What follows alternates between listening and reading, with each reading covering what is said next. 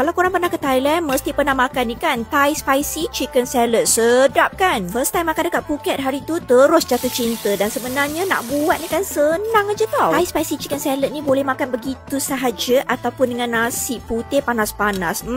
Sedapnya. So jom kita buat. Okey, bahan utamanya kenalah ada dada ayam. Kalau besar sangat boleh belah dua ya. Lepas tu bolehlah bancur tepung ayam goreng. Apa brand pun boleh je. Tepung tu korang bancurlah dengan air. Lepas tu korang peraplah ayam tu selama 15 minit. Kemudian korang bedak-bedakkan ayam tu dengan tepung yang sama dan goreng dalam minyak yang panas. Gorenglah ayam tu sampai dah masak dan sampailah dah garing tu, bolehlah angkat dan toskan. Okey, dalam mangkuk yang besar masukkan 2 hingga 3 sudu besar sos ikan, 1 hingga 2 sudu besar chili flakes. Kemudian kita perahkan limau nipis sebanyak 2 biji ya. Gula Melaka ni saya pakai dalam 2 sudu besar. Kalau ada gula Thai lagi bagus. And then perasakan dengan sedikit saja garam. And then bolehlah masukkan hirisan bawang merah besar dan juga daun ketumbar. Yang tadi yang kita dah goreng tadi tu bolehlah potong-potong dan terus masukkan dalam mangkuk besar tadi bersama bahan-bahan yang lain. Alright, untuk beras sangai ni kita dah cuci siap-siap dan kita dah keringkan ya. Lepas tu korang sangailah atas kuali sampailah dah perang sikit tu. Bolehlah tumbuk pakai lesung batu saja sampai macam ni. Dan bolehlah masuk dalam 2 hingga 3 sudu besar ke dalam adunan semua tadi tu. Gaul-gaul-gaul semua bahan-bahan tu nampak tu cantiknya. And tada!